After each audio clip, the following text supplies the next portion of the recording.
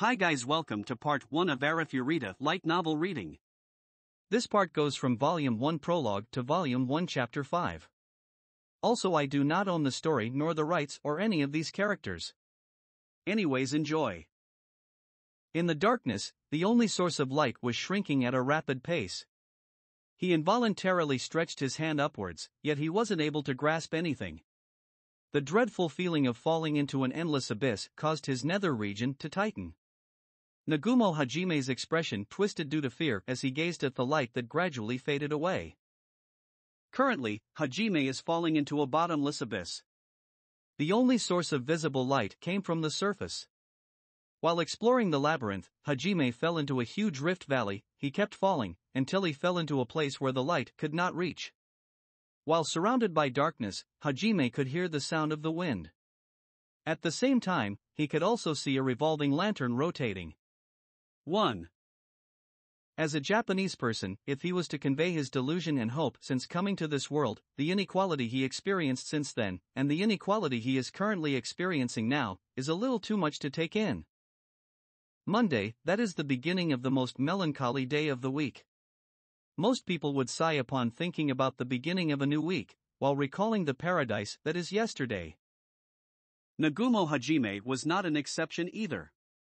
However, Hajime's situation was not as simple. It was because the school was a bad place that caused his mood to sullen. Just as usual, when the bell was about to ring, Hajime dragged his tired body to the classroom door and pushed it open. At that moment, most of the male students in the classroom clicked their tongues and glared at him with a scornful look. The female students also didn't expose any friendly expressions. It was fine even if they acted cold and detached towards him, but some were clearly looking at him with contempt. Hajime tried to ignore them and walked towards his own seat. However, there would always be a meddlesome and talkative guy beside him. "Yo, nasty otaku. Did you stay up all night to play games again? Was it an erotic game?" So gross, playing erotic game for the whole night is really so disgusting. What did they find so funny for them to burst into a loud laughter? The one who started ridiculing him was Hayama Daisuke. He was the one who started harassing Hajime every day as if it was his homework. The three idiots laughing next to him were Saito Yashiki, Kondo Ryuki, and Nakano Shinji. Overall, it was these four people who frequently harassed Hajime. As Hayama had said, Hajime was an otaku. Even though he was called nasty, it doesn't mean his actions and appearance were terrible to behold. His short hair was neatly trimmed. There was not a hint of bed hair. He also didn't have any mental problem. Even though he didn't actively participate in community campaign, his honest appearance does not give rise to the feeling of disgust. He was merely fond of things like figures, mangas, novels, movies, and games. The criticism otakus received from the average people was indeed very strong, but it was only to the degree of mockery. It won't give rise to any hostility. In any case, why were the male students in the entire class despised him? That was because of her. "Good morning, Nagumo-kun. Almost late as usual, you should come earlier next time." One female student smiled happily as she walked beside Hajime. In this class, no, in this entire school, those who were on friendly term with Hajime was only a few minority, and they were the root cause that gave rise to the situation a moment ago. This girl was called Shirasaki Kaori. She was one of the two goddesses in the school. Regardless of male and female, she was extremely popular due to her beauty. Her gorgeous black hair reached up to her waist, her big droopy eyes revealed a hint of gentleness, and her tiny nose aligned perfectly with her pink-colored lips. She always wore a big smile and shared a strong sense of responsibility. She knows how to take care of other people. She was always relied on by her classmates. She didn't abhor anyone, and treated everyone with equal sincerity. She possessed a maturity unlike that of a high school student. So, why would someone like Kaori always cared about Hajime? Due to the influence of pulling in all night, Hajime frequently dozed off in class. Because of this, he was thought of as an irresponsible student, even though his grade was average. Kaori, who naturally liked to take care of other people, always minded about him. In that case, if only Hajime were to pay attention in class, or if he was a handsome guy, then they would have been able to tolerate Kaori caring about him. But unfortunately, Hajime's appearance was only average, and with his motto of hobby comes first, it was hard to picture him improve for the better. This for a person such as Hajime to be able to get close to Kaori, most of the male students were unable to accept it, and kept wondering why only that guy. It was more simple for the female students, it was because he was wasting Kaori's efforts. They were only unhappy that he did not try to change his attitude towards the classes. Ah, good morning Shirasaki-san. What's with this murderous aura? Under the silent gaze of everyone, Hajime could only smile bitterly as he replied Shirasaki. Following that, Kaori wore a very joyful expression. Why did she reveal that kind of expression? Even more piercing gazes were directed at Hajime, which caused him to break out in cold sweat. Hajime always felt this was impossible. Why would the most beautiful girl in the school care so much about him? Hajime already knew, for Kaori to treat him so well, other than her nature, there must be some other reason. However, Hajime had never thought that she possesses any romantic feeling for him. Hajime had this kind of mindset: for the purpose of his hobby, he was willing to give up a lot of things. Appearance, achievement, and sports, he was mediocre in all aspect. On the other hand, she was always surrounded by so many good-looking guys, thus, her action was very inconceivable. In short, he had to pay attention not to nurture the storm of murderous gaze. In his heart, he already knew, the moment he opened his mouth to speak, he will not be able to avoid the forced labor in the gym. As if everything was just as planned, when their conversation came to an end, 3 people approached them. The good-looking guys mentioned just a moment ago were also included among them. Nagumo-kun, good morning, isn't this hard on you every day? Kaori, looking after him again? Seriously, Kaori is too kind. That unenthusiastic guy, it's useless no matter what you say to him. The only one who greeted him among the 3 was a girl called Yagashi Shizuku. She was Kaori's best friend. The long black hair tied in a ponytail was her trademark. Her slit and delicate eyes were sharp, but gentleness also leaked out from within. Thus, rather than ice-cold, it would be better to say that she was elegant. Her height was around 172 centimeters, she could be considered tall among the girls. Her body posture and imposing temperament automatically made people associate her with samurai. In fact, her parents owned the Yagashi fencing dojo. Shizuku herself had been undefeatable in any kendo convention since elementary school. She once accepted a magazine interview as the modern-day beautiful swordswoman. She was also frequently followed by die-hard fans. The younger schoolgirl would use passionate eyes to gaze at her and call her Wani-sama. Shizuku couldn't help but twitch her lips after hearing their way of addressing her every time. This was a scene that could be seen frequently. Next, the one who spoke to Kaori with a somewhat self-important line was called Amanagawa Cookie. Living up to his heroic name, he was handsome, had outstanding grades, and a superhuman who was good in all kinds of sports. He had a fluffy dark brown hair and gentle eyes, his height was close to 180 centimeters, and his body was slender yet toned. Cookie was kind to everyone, and had a strong sense of justice. He gets hot-headed easily. He was the student of Yagashi fencing dojo since elementary school, and was a national-level athlete like Shizuku. They were childhood friend. There were at least a few dozen of girls who had fallen for him, but since he was always together with Shizuku and Kaori, a lot of girls were unable to bring themselves to confess to him. Despite all that, he still gets a confession at least more than twice per month. He was only able to become popular thanks to all his hard work. The last one who spoke with a ridiculing tone was a male student called Sakagami Ryutaro, Cookie's best friend. Under his trimmed hair was a pair of keen and cheerful eyes. He was about 190 centimeters tall, and had a bear-like physique. He doesn't seem to pay much attention to details, even his brain seemed like it was made out of muscles. Ryutaro was a hard-working, determined, and hot-blooded person. That's why he disliked someone like Hajime who came to school to sleep and his unmotivated appearance. After shooting a glance at Hajime, he just snorted with his nose, and completely ignored him. Good morning, Yagashi-san, Amanagawa-kun, Sakagami-kun. Ha, meh, this can be considered you reap what you sow, it can't be helped. Hajime laughed bitterly as he returned their greetings. Who gave you the right to speak with Yagashi-san, huh? After the greetings, he could clearly feel many line of sights pricking at him. Shizuku also possessed a popularity not losing to that of Kaori. Since you understand your own conduct, why not try to fix it? Until when are you going to stop taking advantage of Kaori's kindness? Kaori can't take care of you forever.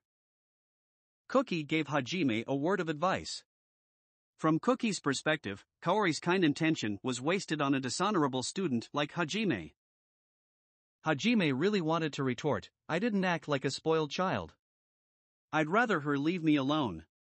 But if he did, he might get into trouble with her fan club later. Cookie gets hot-headed easily. It was useless to retort when the person himself firmly believed he was in the right. This was the reason Hajime didn't say anything. Moreover, even if people asked him to change, Hajime still didn't hesitate to center his life around his hobby. That was because his father was a game creator, and his mother was a shoujo mangaka. He had plans to go get part-time job at his father's company or his mother's workshop. He already obtained the appropriate skills, it perfectly aligned with his hobby. This is Hajime's standard of life, so no matter what anyone else says, he didn't feel the need to change his way of life. If only Kaori did not concern herself with him, he would have lived a peaceful and ordinary student life. No way, ahaha. Therefore, Hajime tried to shrug it off with a laugh. However, just as usual, our goddess dropped a bomb without even being aware of the situation. Cookie-kun, what are you saying? I was just talking with Nagumo-kun. The classroom became very noisy. The male students gnashed their teeth and stared at Hajime with malicious intent. Hayama and the other three even discussed where they should take Hajime for a beating during lunch break. Sigh. Seriously, Kaori is too kind. Clearly, Cookie had misunderstood Kaori's intention. A perfect superhuman, it was due to this reason that he hadn't the slightest doubt of his own shortcoming. This is really so troublesome. Hajime wanted to escape reality and turned his attention to the blue sky outside of the classroom. Sorry about that, but those two don't have any bad intention. Shizuku, who had the complete grasp of the situation, secretly apologized to Hajime. On the other hand, Hajime just shrugged as if there's nothing he can do about it, and forced a smile. Just as they were talking about this, the bell that signaled the first class had resounded, as the teacher entered the classroom. Perhaps the teacher was already used to the atmosphere in the class. She didn't say anything and immediately took the morning attendance. After that, the class started like usual, and as it should be, Hajime also set out on a journey towards the dream world. Kaori looked at that kind of Hajime with a smile. Shizuku exposed a bitter smile while thinking he was also a big shot in a sense. The male students clicked their tongues, the female students looked at him with disgust. Sensing the clamor in the classroom, Hajime's consciousness gradually returned. Since he often dozed off in class, his body remembered the time to get up. Judging from his feeling, it seemed to be lunch break already. Hajime raised his face from the desk and took around 10 seconds to take out his daily item, the lunchbox. After surveying his surroundings, since some of the students had darted to the canteen to buy their lunch, the number of people in the classroom decreased a lot. Even so, majority of the students had a lunchbox like Hajime, so there were still 2/3 of the students remaining in the classroom. Moreover, the fourth period just ended a moment ago, so their social studies teacher, Hatakeyama Aiko, 25-year-old, was still at her desk discussing something with a few students. Gobble. Gobble. Gobble. 2. Amazingly, Hajime finished his lunch in merely 10 seconds. After replenishing his empty stomach, Hajime decided to lie on his desk and sleep for a while. However, our goddess, to Hajime, she seemed more like a demon, didn't let him do as such. She giggled and sat beside Hajime. Hajime inwardly moaned, how terrible. He would occasionally feel muddle-headed on Monday. If it was any other day, he would go to some unnoticeable place to take a nap before Kaori had a chance to talk to him. However, 2 consecutive sleepless nights made him feel very sleepy. Nagumo-kun, how rare is it to see you in class? Having your lunch? Why not come and eat with us? A dangerous aura flooded the classroom once more. Hajime kept complaining in his heart. This is so troublesome, can't you just leave me alone? He couldn't understand her intentions. Hajime tried to refuse. Thank you for the invitation, Shirasaki-san. But I already finished eating, why don't you go have your lunch with Amanagawa and the others? As he said so, Hajime lightly fluttered the plastic bag that was used to wrap the lunch. It was like a mummy that had its interior drained. If he refused, he would also receive ridicule from other people. They would think, who do you think you are to reject Shirasaki's invitation? The lunch break would probably become very unbearable. However, this degree of refusal was meaningless to the goddess, who immediately pressed on. Only that much for lunch? You need to have a proper meal. I will share some with you. Please spare me. For my sake. Please pay attention to the surrounding atmosphere. The pressure from the surrounding and the cold sweat at his back increased over time. Just at this time, his savior arrived. It was Cookie and his group. Kaori, let's go eat together. Nagumo doesn't seem like he had enough sleep. Do you think I will allow a sleepyhead like him to eat Kaori's delicious homemade food? Cookie revealed a bright smile while spitting out some nauseating line, but the handsome guy's smile and nauseating line didn't seem to have any effect on Kaori, who was naturally airhead. Why do I need to get Cookie's permission? Pfft. Hearing Kaori's words, Shizuku couldn't help but restrain herself from laughing. Cookie forced a smile and tried to play it off. As a result, 4 of the most popular students gathered around Hajime's seat.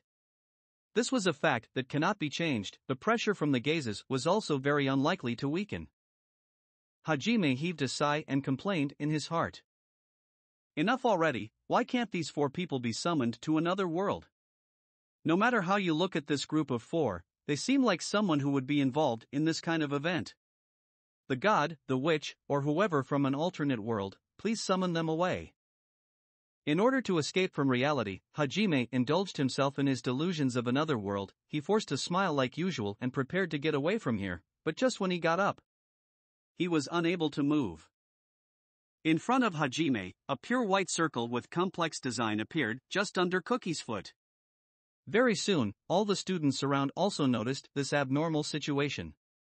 Everyone's attention was attracted by those brilliant patterns. They gazed at the thing that looked like a magic circle. At the same time, the magic circle was getting brighter. It instantly expanded to the size of an entire classroom. The abnormal situation gradually expanded under his own foot. The students let out a wail after their stiff body gradually relaxed. Aiko-sensei, who had been staying in the classroom until now, immediately shouted, "Everyone! Leave the classroom!" However, just at the same time, the magic circle's light flickered as if it was about to explode. After a few seconds or perhaps a few minutes, when that classroom, which was enveloped by the snow-white radiance, returned to its original state, nobody was left in the classroom anymore.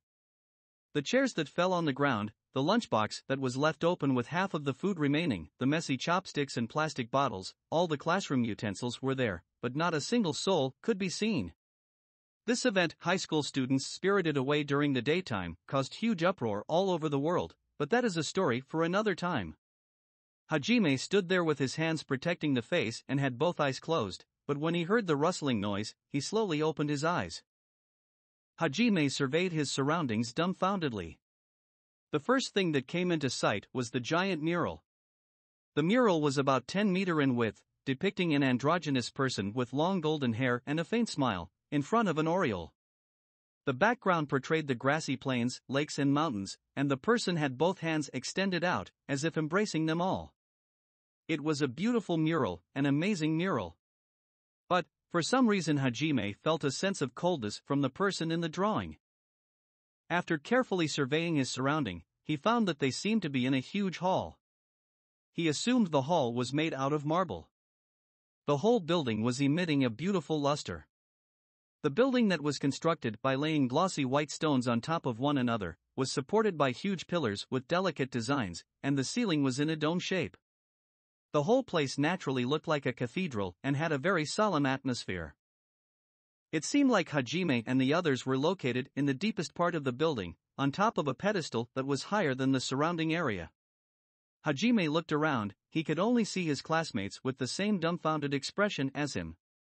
Apparently, all the students that were present in the classroom at that time was caught in this situation. Hajime turned around to watch, and as expected, Kaori's confused figure was there. She did not seem to be injured, so Hajime felt relieved. After that, perhaps looking for an explanation, everyone gradually shifted their attention to the people around the pedestal. That's right, Hajime and his classmates were not the only ones in this hall. There were at least 30 people that had both hands crossed in front of their chest and kneeled as if they were praying. All of them wore a white robe that was embroidered with gold, and they had a staff right next to them. The tip of the stave spread out like a fan, and in place of the ring, several pieces of circular discs hung on top of it. Among them, an old man around the age of 70 stepped forward. His attire was extremely luxurious even among the white-robed group. He wore a 30 centimeters tall and delicate thing that looked like an original wizard hat. However, that old man had a domineering aura around him. Looking at the wrinkles on his face, as well as his sophisticated eyes, even if people say he was only 50 years old, none would doubt it. At the same time, the staff in his hand was making a shing. Shing sound. The old man spoke to them with a clear and calming voice that was fitting of his appearance. Welcome to Tortuz, Hiro-sama, and his companion. We were expecting you. I am the currently appointed Pope of the Saints' Church. You may address me as Ishtar Lombard. Let's get along from now on, no need to exchange conventional greetings. After he introduced himself, the old man called Ishtar revealed a smile that was often associated with nice elderly people. Right now, the place that Hajime and the rest had moved to had a few 10-meter-long dining tables lined up side by side. Several great halls they passed by before also had the same kind of dining tables. This hall was just as gorgeous as with the rest. Even an amateur could understand. The furnitures, the decorative paintings, the murals, and everything here were the artisan's supreme masterpiece. Perhaps, this place was used to take a meal or hold a meeting. In the seats of honor were Hatakeyama Aiko-sensei and Cookie's group of 4. After that, the other students took their seats in sequence. Hajime sat at the last spot. Nobody caused much disturbance as they were guided until here. Perhaps their minds were still unable to keep up with reality. Ishtar started to explain the situation. Perhaps it was due to the existence of the charismatic Cookie that everyone was able to remain calm. Being surrounded by the students who looked more like the teacher, Aiko-sensei was getting teary-eyed. When everyone was seated, with amazing timing, the maids entered with pushing carts. That's right, real maids. These were the genuine maids in every man's dream, the Bishujo maids. Under this kind of circumstances, the male students were spurred on by their burning desires. Most of them fixed their gaze on the maids. However, the girls were sending cold glares at them. Hajime also couldn't help but look at the maid that came to serve him, but for some reason he felt a chill down his spine. Hajime promptly set his line of sight straight ahead. At the direction the icy gaze was coming from, Kaori was fixing her gaze on Hajime with a smile from ear to ear for some reason. But of course, Hajime did not notice this. Ishtar started his explanation after confirming that everyone had received their drinks. I'm sure you are all confused. I will explain the situation first. I ask of everyone to listen to everything I had to say until the end. The words that came out of Ishtar after that were really too fantasy-like. None had any idea of what he was talking about. To put it briefly, first, this world was called Tortuz. After that, Tortuz was more or less divided into 3 major races: humans, demons, and demi-humans. The humans ruled over the northern area. The demons ruled over the southern area. The demi-humans lived quietly in the wilderness to the east. Among these, the war between the humans and demons had been ongoing for several centuries. The demons were inferior in numbers compared to the humans, but each individual demons possessed formidable strength. Only because of that were they able to contend against the large quantity of humans. Both sides have not been engaged in a large-scale war over the past few decades, but something abnormal had been taking place in recently. It was the deployment of magic beasts by the demons. Magic beasts, they were believed to be existences that transformed from wild animals after absorbing magic power into their body. It was unknown whether they could be classified as a living creature or not. However, each and every one of them could use powerful unique magic. These vermin are strong and ferocious. Until now, they were always relying on their instinct. The people that can actually tame them are almost non-existent. Even if they could be tamed, the tamer could only control one or two at most. And this common sense was completely overthrown by the demons. This signified that the humans no longer held the advantage in numbers. In other words, the human race was now facing a crisis. The one who has summoned you here was Ihitsama. He is the protector god that we humans worship, the one and only God in the Saints' Church. He is the supreme God that created this world. Perhaps Ihitsama had already noticed. If this continues, the humans will face extinction. You had been summoned to prevent this outcome. The world you come from is ranked higher than ours. Every one of you here should possess exceptional power in this world without a doubt. Before the summon took place, Ihitsama passed down an oracle. You are the salvation that he sent to us. You must bring out your innate powers, by the will of Ihitsama, overthrow the demons, and save us mankind.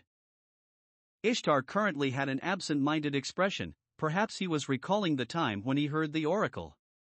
Just as Ishtar had said, more than 90% of the humans are the followers of the Saints' Church. Every time, those who heard the oracle was without a doubt someone with huge influence in the Saints' Church. He didn't doubt the will of God. Far more than that, he was unable to contain his joy. Hajime felt this world was unreasonably twisted and the sense of crisis that couldn't be described with words. Suddenly, the person who stood up to protest appeared. It was Aiko-sensei. Please don't joke around. In the end, all you want is for these children to participate in a war. That kind of thing is absolutely out of question. And, as a teacher, I will absolutely not allow such a thing. Let us go back immediately. Surely, their families must be worried. What you are doing now is merely kidnapping. Aiko-sensei, who was panting in anger, was only 25 years old. She was a very popular social studies teacher. Her petite body was approximately 1.5 meter tall, she had a baby face, and her hair was done in a bob cut. The students couldn't refrain from smiling, recalling the figure of Aiko-sensei, who was rushing about all over the place for their sake. Many students wished to protect her after seeing the work hard she did for her students, even though the majority of her efforts were in vain. The students often called her Ai-chan, but if they called her as such in front of the person herself, she would get angry. This time too, she was angered by the unreasonable summoning and stood up against it. Ai-chan is trying her best again. There were students who were looking at Aiko-sensei talk back to Ishtar with a fuzzy feeling. However, the following words from Ishtar froze them. I understand how you're feeling. However, it is impossible for you to return now. Silence filled the halls. It was as if there was an ice-cold pressure pressing down on them. Everyone gazed at Ishtar with a questioning expression. Impossible. What did you just say? If you can summon us, you should be able to send us back. Aiko-sensei cried out loud. As I said earlier, it was Ihitsama that summoned you. We humans do not have the ability to use magic that interferes with another world. Therefore, whether or not you can return is up to Ihitsama to decide. That is. Aiko-sensei lost her strength and slumped down on the chair. The students in the surrounding also started to make a ruckus. No way. We really cannot go back anymore? No. Anything but this, let me return. Don't even joke about the war. What the hell? Why? The students started to panic. On the other hand, Hajime was pretty composed, only because he was an otaku. He had read about many situations like this before. He had anticipated a few patterns, but this was not the worst thing that could happen, thus he was a lot calmer than the other students. Incidentally, one of the worst pattern was being summoned as a slave. When everyone was in a difficult situation, Ishtar didn't have the intention to open his mouth to calm the masses, he only watched them calmly. No, Hajime could feel there was a hint of contempt behind that calm expression. Ishtar was probably thinking, why would they be unhappy to be selected by Ihitsama? When everyone was still panicking, Cookie stood up and slammed the table with a bang. At the same time, the students were astonished by the sound. They fixed their gaze on Cookie. When he confirmed that he had everyone's attention, Cookie began to talk. Everyone, it is meaningless to make so much ruckus in front of Ishtar-san. He also had no other choice. What I mean is, let's fight. It is a fact that the humans of this world are facing a crisis. Ignoring their pleas for help after knowing all this, I cannot do it. Moreover, since we were summoned here to save the mankind, we may be able to return after this is all over. Ishtar-san, isn't that right? That's right. Ihitsama will definitely answer the wishes of the saviors. We all have special powers, right? I've indeed felt an unfathomable power surging up within me since coming to this world. And, that's right. Roughly, each of you should possess powers that are several times to a few dozen times more powerful than the people of this world. And, in that case, I'll fight. I'll save the people, and then we can all go home. Regardless of the world or everyone here, I will save them all. Cookie clenched his fist tightly as he made this kind of declaration, while pointlessly exposing shiny teeth. However, just at this moment, his charismatic leadership finally took effect.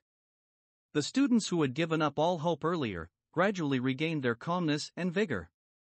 They were looking at Cookie with sparkling eyes. That was the expression one would reveal when they found hope in despair. Half of the female students sent feverish glances at him. Ah damn, once you put it like that. It would be worrisome to let you go alone. I'll also fight. Ryutaro. You are not the only one here. I can't watch this any longer. I'll fight too. Shizuku. If Shizuku is going, I'll also try my best. Go alone. I'll also fight. Kaori. The usual group of 4 were in favor with Cookie. After that, the rest of the classmates also expressed their approval and went with the flow. Aiko-sensei shouted Noah with teary eyes, but her tears was powerless in the face of the mood set by Cookie. As a result, the entire student body will be participating in the war. Perhaps the students did not truly understand what it meant to go to war. Perhaps it was a means to escape reality and prevent their minds from breaking apart. While thinking these kind of things, Hajime secretly observed Ishtar and saw him expose a very satisfied expression on his face. Hajime noticed how Ishtar was secretly observing Cookie while explaining the circumstances. He predicted what kind of action that he would take. When he talked about the tragedy that befalls mankind, it was easy to understand Cookie's reaction due to his strong sense of justice. After that, he specifically emphasized the cruelty of the demons. Perhaps Ishtar had already seen through everything. He could tell who had the most influence in this group. This should only come as natural for the elder of the world's largest religion. They are people one should be careful with. Hajime added Ishtar as someone to be careful of in his head. After they decided to participate in the war, Hajime and the rest must learn the arts of battle. Regardless of how much hidden potential they possessed, they were originally regular high school students from the peaceful Japan. It would be impossible to fight magic beasts and demons all of a sudden. However, this kind of situation was within expectation. Ishtar said Hajime and the rest would receive a drill at Harihai Kingdom, one located at the foot of this sacred mountain. The kingdom had a very close relationship with the Saints' Church. According to rumor, the founder of this country, Sharm Burn, was the descendant of the god of creation, Ihit, the only god they worshipped. The country was backed by the church, so their strong relationship was understandable. In order to descend the mountain and go to Harihai Kingdom, Hajime and the rest left from the main gate of the Saints' Church. The Saints' Church seems to be located at the summit of the sacred mountain. In short, after they passed through the majestic church gates, the sea of clouds stretched as far as the eyes could see. They did not feel any difficulty in breathing that was often associated with high altitude. As a result, they also didn't notice that they were on a high mountain until a moment ago. Perhaps they had already adjusted the living environment with magic. The brilliant reflection of the sun, the glorious sea of clouds, and the clear blue sky, in the face of these magnificent scene, Hajime and the rest were bewitched. Ishtar, who carried himself with pride, urged them to proceed. Eventually, a white circular pedestal surrounded by fences came into their view. Passing through the beautiful corridor that was made of the same material as seen in the cathedral, they were being urged like this until they got onto the pedestal. There was a huge magic circle carved on the pedestal. On the other side of the fence was a sea of clouds, so the majority of the students gathered in the center while looking around timidly. Ishtar seemed to be chanting something. The path of guidance opens for the faithful. Heavenly path. At the same time, the magic circle under their foot began to glint with a resplendent light.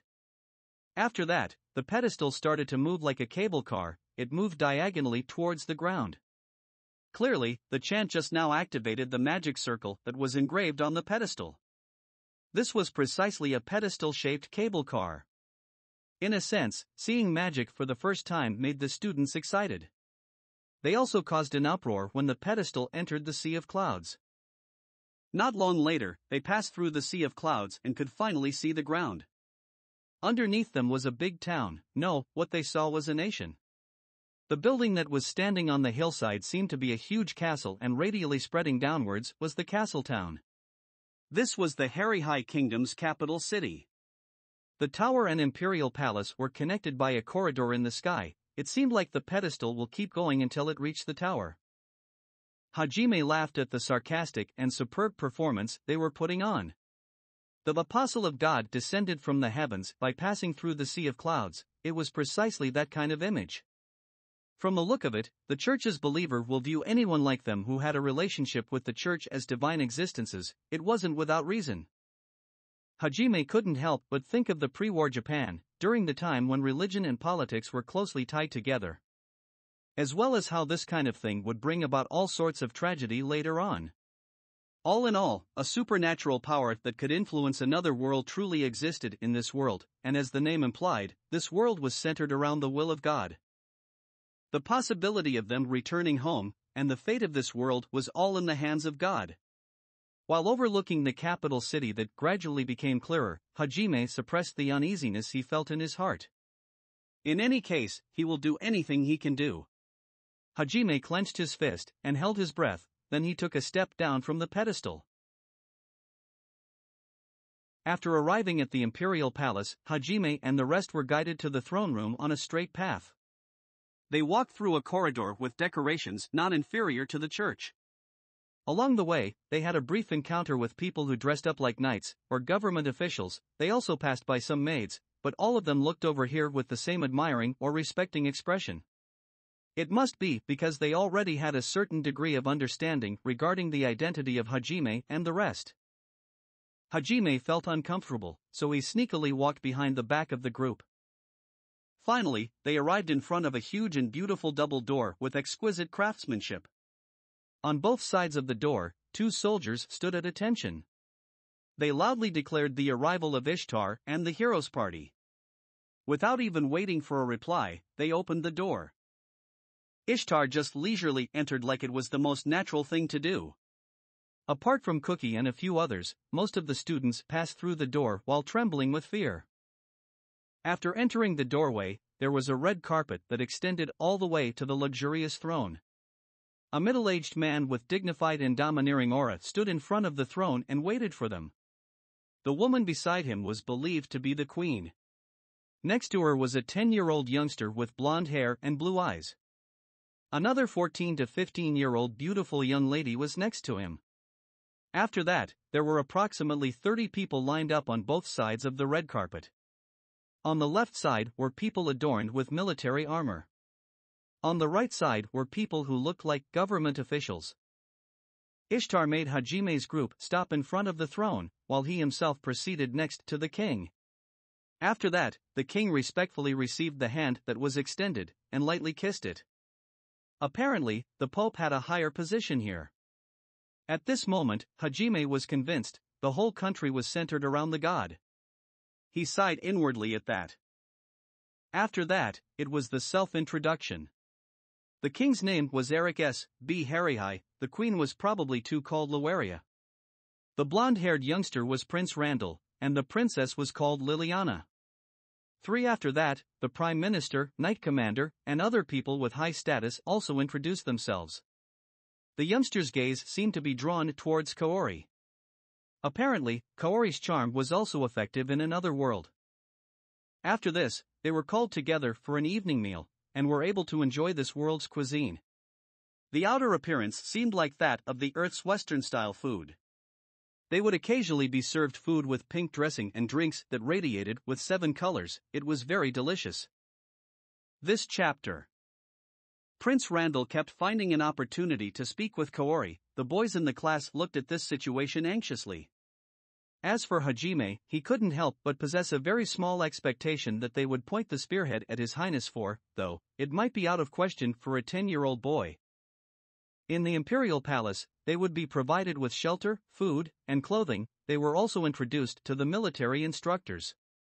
The instructors were hand-picked from the knights and Imperial court mages. This would allow them to develop friendships for the forthcoming war. They were disbanded after the evening meal. Each person was led to their own room. Hajime was not the only one amazed by the bed that had a canopy over it. Staying in such a luxurious room, Hajime was unable to calm down. It had been such a tiring day, he felt as if his entire body was melting. After he leapt onto the bed like a fish, his consciousness slowly drifted off. The next day, training and lectures started immediately. First, each of the students were given a 12 cm x 7 cm silver plate. The students looked at the plates curiously. Knight Commander Mel Loggins personally started to explain. He once thought, would we be training together with the Knight Commander kind of thing? From the look of things, entrusting the hero's party to some half-baked instructor was out of question, or so it seems. Commander Mel just laughed heartily. He was saved since he could push all the responsibility to the vice commander. So it should be fine. However, it was impossible for Vice Commander San to be fine with it. Alright, did everyone get one? These plates are called the status plates. As the name implies, these plates will show your status in numerical value. It is the most reliable identity card. As long as you have this, it doesn't matter even if you become a lost child. Any questions regarding the aforementioned? Mel spoke in a very carefree manner. He had an unconstrained and big-hearted nature. We will be comrade in arms from now on. What's the point of using honorific? Just talk with the other knights as you normally would. And so they were given a word of advice like this. It was better for Hajime and the rest if the atmosphere was more relaxed. Being addressed politely by an elder would only make them feel uncomfortable. There is a magic circle carved on one side of the plate. Use a needle to pierce your finger and drip a drop of your blood there. Then the owner of that plate will be registered. Once the word display status shows up, you will be able to view your own status. You want to hear the theory? I don't know that kind of thing. This is some kind of divine artifact from the Age of God. Divine artifact? Hearing an unfamiliar word such as the divine artifact, Cookie raised a question. Divine artifacts are powerful tools that cannot be recreated with modern means. Legend says they were created by the god and his kin during the Age of God. The status plate is the only divine artifact that can be reproduced. It is the only divine artifact that has been spread worldwide since the ancient times. In normal circumstances, a divine artifact would be treated as a national treasure, but this one was also distributed to the generally public. Because it is such a convenient identity card. So that is the case. The students nodded in understanding and frowned as they pierced their fingers with the needle. Then they smeared their blood on the magic circle. As a result, the magic circle flickered with a faint radiance for a split second. Hajime did the same and smeared his blood on the plate. When he looked at the surface, as a result. Nagumo Hajime. 17-year-old. Male. Class. Synergist. Level. 1. Strength. 10. Vitality. 10. Resistance. 10. Agility. 10. Magic power. 10. Magic resistance. 10. Skills. Transmutation language comprehension. The stats were displayed. Looking at his own status, he felt as if he had become a character in a game. The other students were also unable to take their eyes off the status plates. Commander Meld continued to explain about the status plate. Did everyone see it? May I start the explanation now? First, let us go over the level, shall we? The level will increase when your other stats increased. The max level for a human is 100. In other words, you can think of level as a way to judge a person's potential. Level 100, that signify one has reached the pinnacle of mankind's full potential. No such person really exists though. 5. It seems like the stats does not increase after leveling up like in the games. 6. Training every day will naturally increase your stats. The use of magic and magic tools can also make the stats increase. In addition, the other stats of those with high magic power will naturally be above average too. Although we don't know the whole detail, it is believed that magic power would subconsciously improve the body's performance. One last thing, you all can look forward to the equipment you will be using in the future. After all, the National Treasury will open its door for the heroes who are going to save the nation. From what Commander Meld had said, their stats can increase by many folds without having to fight magic beasts. Nevertheless, they still need to steadily polish their skills. Next, shall we go over the class? Simply put, that is your talent. It is interlinked with the skills displayed at the bottom of your status plate. Within the domain of the classes, the skills can exhibit unparalleled talent. It is very rare for people to possess a class. The classes can be divided into two categories, combatant and non-combatant. A combatant only shows up in 1 out of 1,000 people with classes. In some circumstances, there might only be 1 out of 10,000. Non-combatant only shows up in 1 out of 100 people. Out of those non-combatant, there might be 1 out of 10 with a rare class. Most of the non-combatant are production staff. Hajime took a look at his stats, and indeed, Synergist was written in the class column. Apparently, his talents seemed to be transmutation. Well, according to what they heard from Ishtar, Hajime and the rest came from a higher-ranked world, so their specs should be much higher than the people of Tortus. This kind of situation should only be natural. While thinking like this, Hajime couldn't help but lift the corners of his mouth. If people were to say he has a talent, of course he will be very happy. However, after hearing Commander Meld's following words, his joyful feeling was blown away. The annoying sweat started to break out. After that is, everyone's stats is as you have seen. Normally the stats are around 10 when you are at level 1. Well, you guys should have several times higher than that. So enviable. Please report the contents on your status plate to me. This is so we can develop a training regimen that fits each of you. In this world, the average stats of a level 1 is around 10. Hajime's stats is a beautiful series of 10s. He wiped off the annoying sweat and was in a totally confused state. No matter how you look at it, the values are so average. Aren't they so beautifully average? Aren't I supposed to be a cheat? I'm NN and not, other than me, is everyone the same? As expected, it probably has no significant meaning in the beginning. Clinging to that hope, Hajime timidly looked at his surrounding. Everyone's face was gleaming with radiance, none of them were breaking out in cold sweat like Hajime. After Commander Meld stopped talking, Cookie was the first to step forward to report his status. His status was Amanagawa Cookie. 17-year-old. Male. Class. Hero. Level. 1. Strength. 100. Vitality. 100. Resistance. 100. Agility. 100. Magic power. 100. Magic resistance.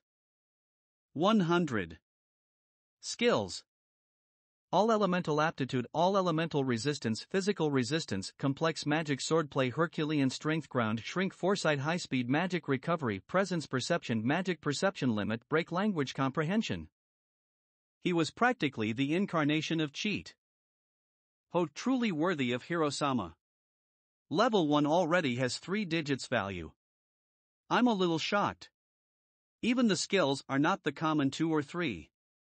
This guy is out of the norm. Seems very reliable. No way, ahaha. After receiving the commander's words of praise, Cookie scratches his head bashfully. By the way, the commander was level 62. His average stats was around 300, and his strength was considered top-notch in this world. However, Cookie was only level 1 and already had close to 1/3 of his stats. With this growth rate, surpassing him with ease was only a matter of time. By the way, the skills seemed to be an innate talent, there was no means to improve them. The only exception was derivation skill.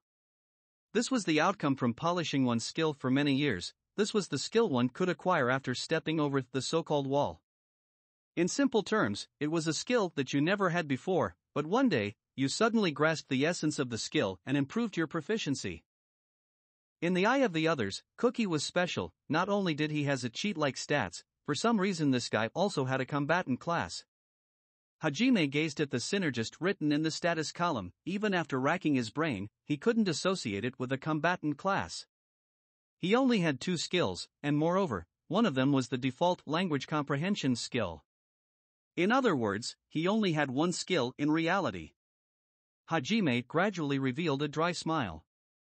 According to the sequence, it was finally his turn to reveal the status plate to Commander Meld.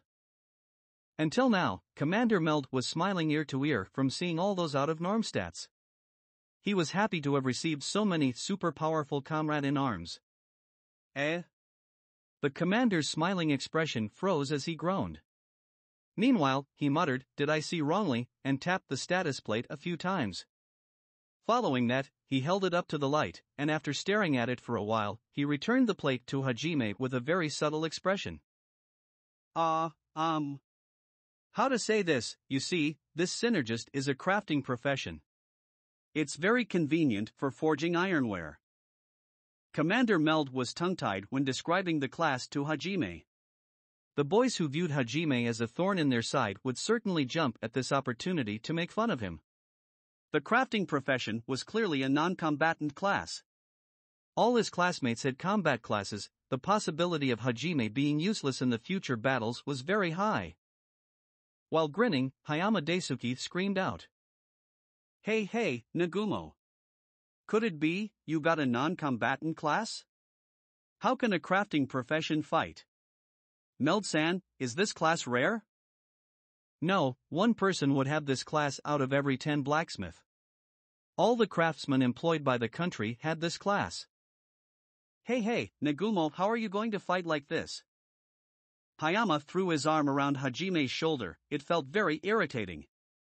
If you look around at the students, the boys in particular were laughing at his misfortune. Sae, how would I know if I don't give it a try? Oh my. Let us see your stats then.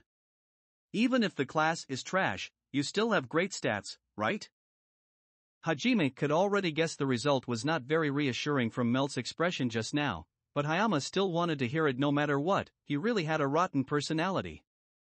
His 3 lackeys also joined the fray. They were the kind of lowlifes that would curry the favor of the strong and bully the weak. In fact, Kaori, Shizuku, and many others exposed an unhappy expression at this kind of behavior. He's clearly in love with Kaori, why didn't he notice anything? While thinking that kind of thing, Hajime casually handed the status plate to him. After looking at the content of Hajime's status plate, Hayama bursted out in laughter. Following that, Saito and the others also jeered at Hajime after seeing the content of the status plate that was passed to them. Pohahahahaha, what is this? This is completely the standard of an ordinary person.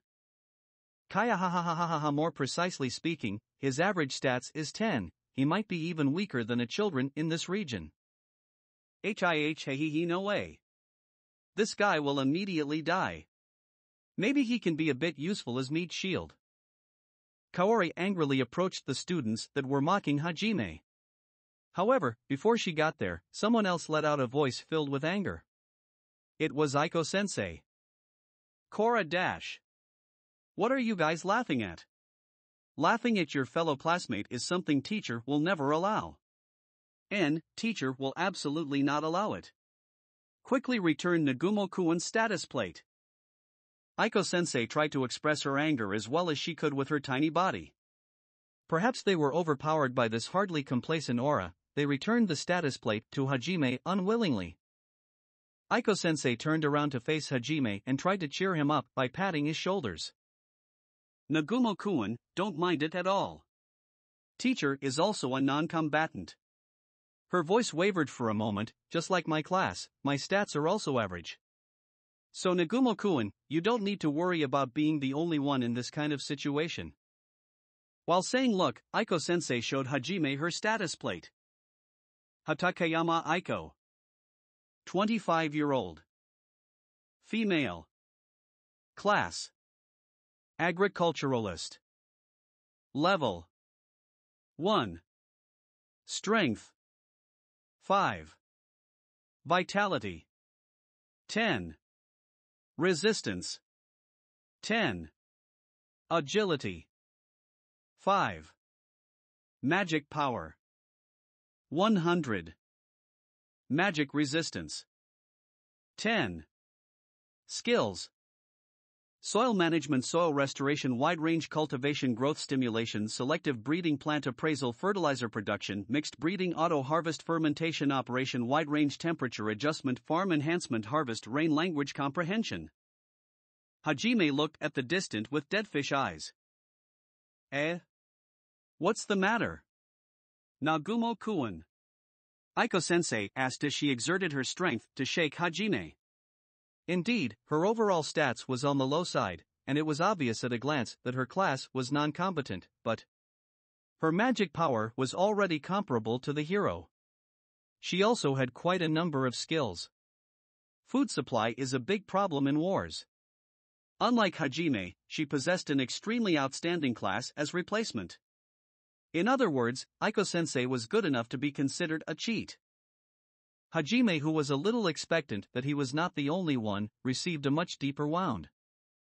Ai-chan delivered the final blow. Nagumo-kuan. Are you okay? Seeing Hajime's reaction, Shizuku smiled bitterly.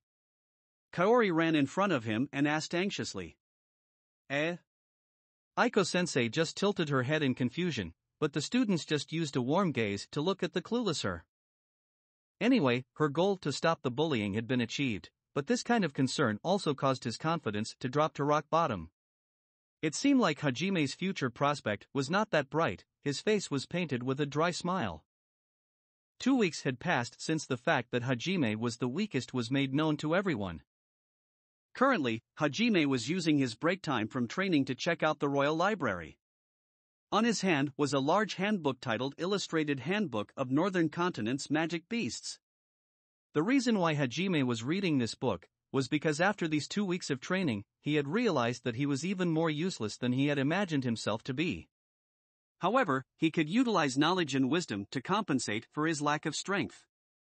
Thus, he had decided to utilize his break time from training to increase his knowledge. Hajime let out a sigh after reading the handbook for quite some time. Then he threw it onto the table.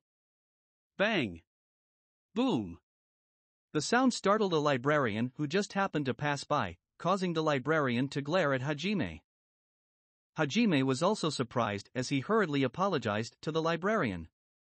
Be careful next time, the librarian continued to glare at Hajime. Hajime could not help but lament in his heart, what the heck am I doing, and yet again letting out another deep sigh. Hajime slowly took out his status plate as he rested his cheek on the palm and glanced at it. Nagumo Hajime. 17-year-old. Male. Class. Synergist. Level. 2. Strength. 12. Vitality. 12. Resistance. 12. Agility. 12. Magic power. 12. Magic resistance. 12. Skills. Transmutation language comprehension. This was the result of Hajime's hard training for the past 2 weeks. Ridiculous. Naturally, he was ridiculing his own results. By the way, let's take a look at Cookie's stats. Amanagawa Cookie. 17-year-old. Male. Class. Hero. Level. 10. Strength. 200. Vitality. 200. Resistance. 200. Agility. 200. Magic power. 200. Magic resistance. 200. Skills.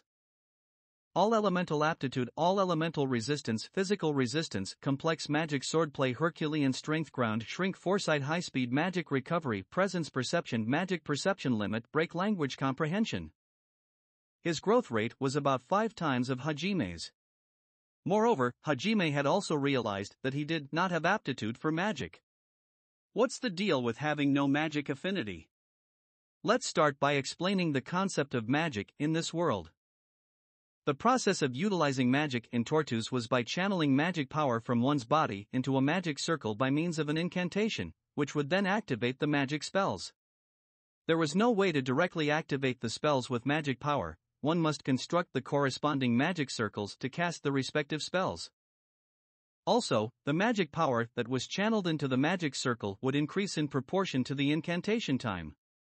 The scale of the magic circle would magnify in accordance to the complexity of the spell, which will inevitably lead the magic circle itself to become larger.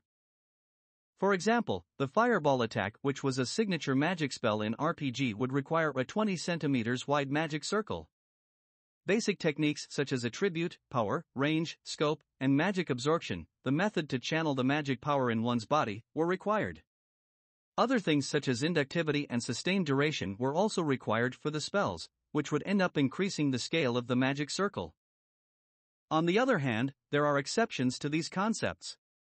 That is one's aptitude. Basically, aptitude means that some people with unique body constitution could leave out some formulas when using magic spells.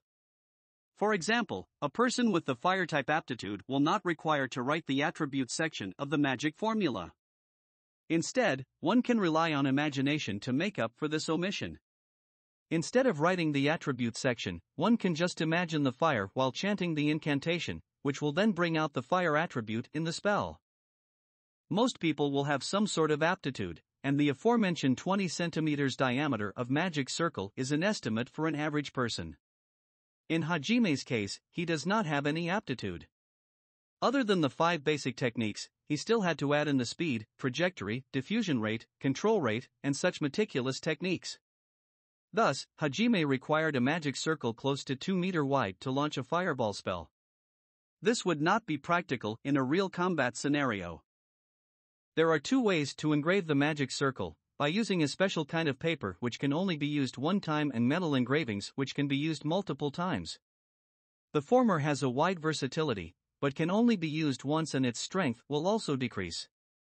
The latter can be used several times and still retain its strength, but its magic spell cannot be changed and it is bulky. The priests in Ishtar all wield staffs which contains the metal engravings. Well, in short, it was not practical for close combat, especially if the person did not have an aptitude. For the synergist class, it could only separate or create compounds. Other than manufacturing purpose, it was useless. There was also no divine artifact that was helpful for transmutation. Hajime only received a pair of gloves with transmutation magic circle carved on it. Well, was there any point in making pitfalls and traps? Even if Hajime could do it on the ground, the scale would be a little too big. He would become an easy target in combat. During these 2 weeks, Hajime's classmates had labeled him as worthless. There was nothing he could do about it, except accumulating knowledge. His future was bleak, and the only thing that increased recently was his unceasing sighs. Bah, might as well just go out and travel. While thinking like this, Hajime peered through the library's window and gazed at the blue sky outside. In the end, he began to give his future a serious thought, recollecting all of the knowledge he had painstakingly gathered in the past 2 weeks. Hajime sunk into a deep thought. That's it, I should go to the demi-human's country. A mystical world without Kemonomami is simply out of question. However, they were located deep in the sea of trees. Because of the discriminatory attitude towards the demi-humans, the only ones outside of the forest were the slaves. According to Hajime's knowledge, the demi-humans were discriminated and holed up deep in the Haltina Sea of trees that spread across the north and south on the east side of the continent. Why were they being discriminated? It was because they did not possess any magic power. According to the legends, during the Age of Gods, this world was created by Godihit and his apostles using ancient magic. The magic that was used in this age was a degraded version of the ancient magic. Therefore, magic was admired by everybody as it was a gift from the gods. Of course, these were all teachings from the Saints' Church. Because of this notion, the demi-human which could not use any magic was viewed by humans as an evil race abandoned by the gods. Then, what about the magic beasts? It is said that magic beasts are a race that brings about disaster and does not have the blessings from the god. They are just a vermin. Hajime was aghast at this kind of overgeneralized perception the humans had. Other than that, even though the demons worshipped a different god from the Hitsama which the Saints' Church worshipped, their view of demi-humans was the same as the humans. In addition, every demons have high magic aptitude, they require a much shorter incantations than the humans, and a tiny magic circle possesses enormous firepower. Humans, because of the difference in the gods they worshipped, affirmed the demons as their enemies, Saints' Church's teachings, and discriminated the demi-humans who were not loved by gods. Demons are the same as the humans. Not much is known about the demi-human race, but they probably should feel the same way. All the races are really exclusive. If getting to the Sea of Trees is impossible, then maybe I should go to the West Sea? Indeed, there should be a maritime city called Elison. If I can't see a Kemonomami, then I want to see mermaids. Mermaids are a man's romance. And I also want to eat the seafood there. The maritime city Elison is located at the coast of the West Sea and known as the seafaring demi-human city. This was the only tribe of the demi-humans that received the protection of the kingdom. The reason was because this city supplied 80% of the seafood and marine-related materials to the northern continent's markets. There were no other reasons. What happened to the self-righteous discrimination? Hajime was disgusted at this kind of reasoning.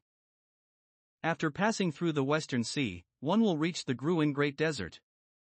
In this desert, there is the trading transit, which also served as an important oasis, the dukedom of Ankati. There was also the Grand Gruen volcano. This Grand Gruen volcano is one of the 7 great dungeons. The 7 great dungeons were few of the most dangerous zones in this world.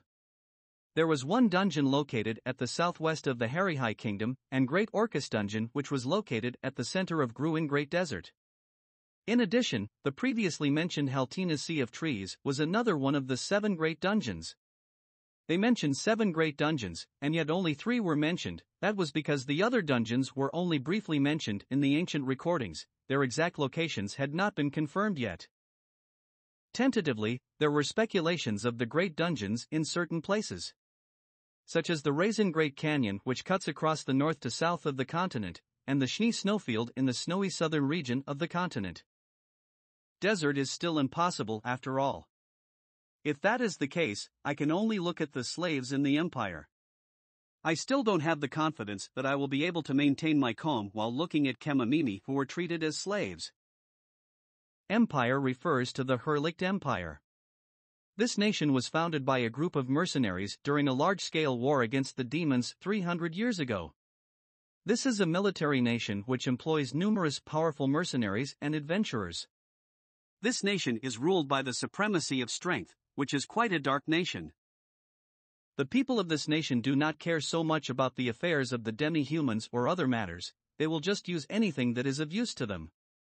That is why there are so many slave traders who deal with demi-human slaves.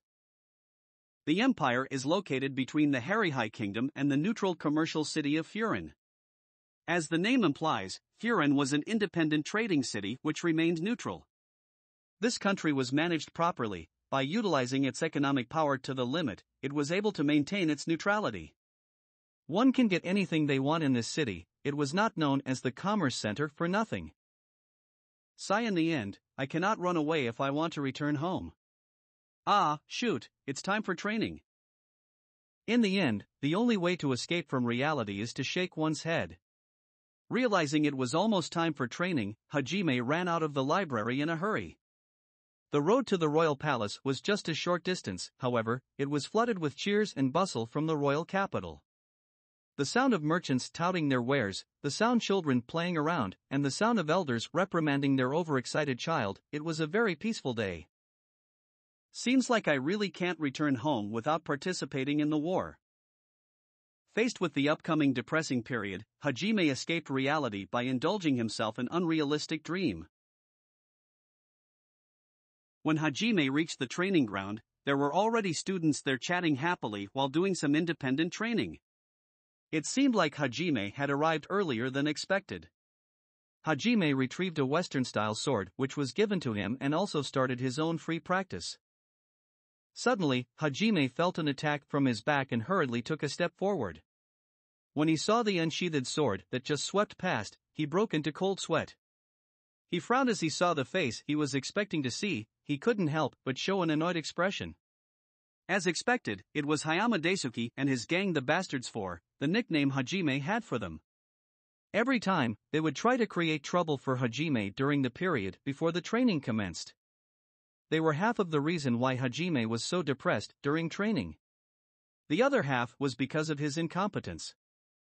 Yo, Nagumo, what are you doing? There is no meaning with you carrying that sword, you are so useless after all.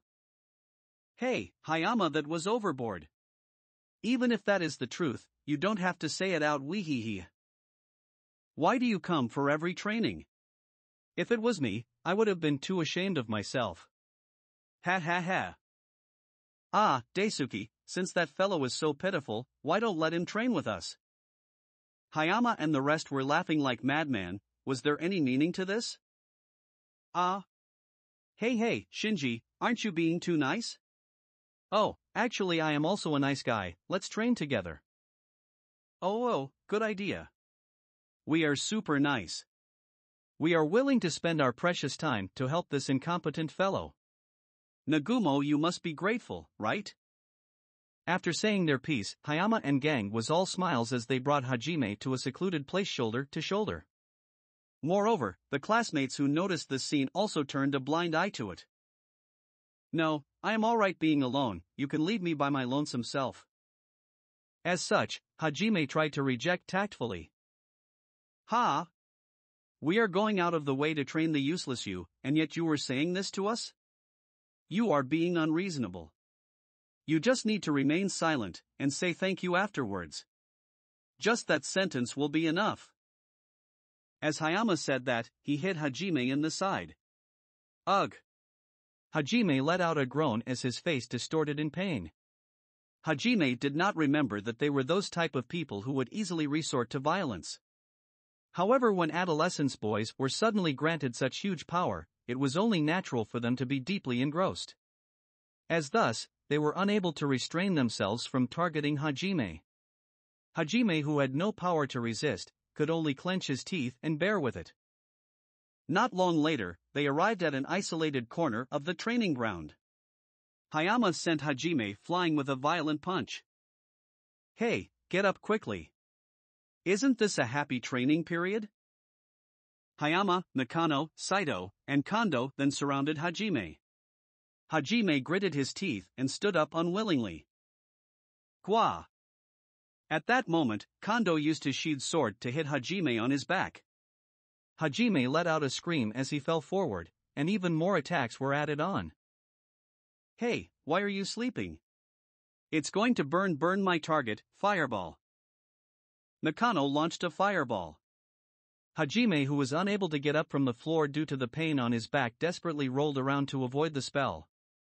However, as if it was already planned, Saito casted another spell. Slice my target, wind ball.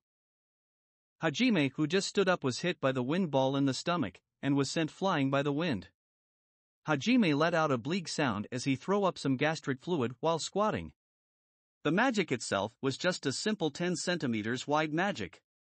Even if that was the case, it still had the power of a professional boxer's punch. The main reason for such power was due to their high aptitude. The other reason was because the medium they used were the divine artifacts given by the kingdom. Otherwise, their attacks would be even weaker than the fire used in cooking or a cool breeze. Hey, you are too weak. Nagumo-chan, can't you put in some effort? With that, Hayama kicked Hajime, who was still crouching, in the stomach. Hajime did his best to prevent himself from puking. The lynching, which was disguised as training, also continued for a period of time. Hajime clenched his teeth to bear the pain while he lamented why was he the only one who was so weak. Even if he was no match for them, he could at least counterattack. However, since young, Hajime was never good at dealing with conflicts. Whenever there was a conflict between Hajime and the others, only he would get hurt. He believed that if he took a step back, the conflict would eventually come to end, which was much better than quarreling. Some people said such actions of Hajime was very kind, while others said Hajime was just a coward. Hajime himself also didn't know which was he classified as. When the pain was getting unbearable, an angry girl's voice suddenly rang out. What are you all doing?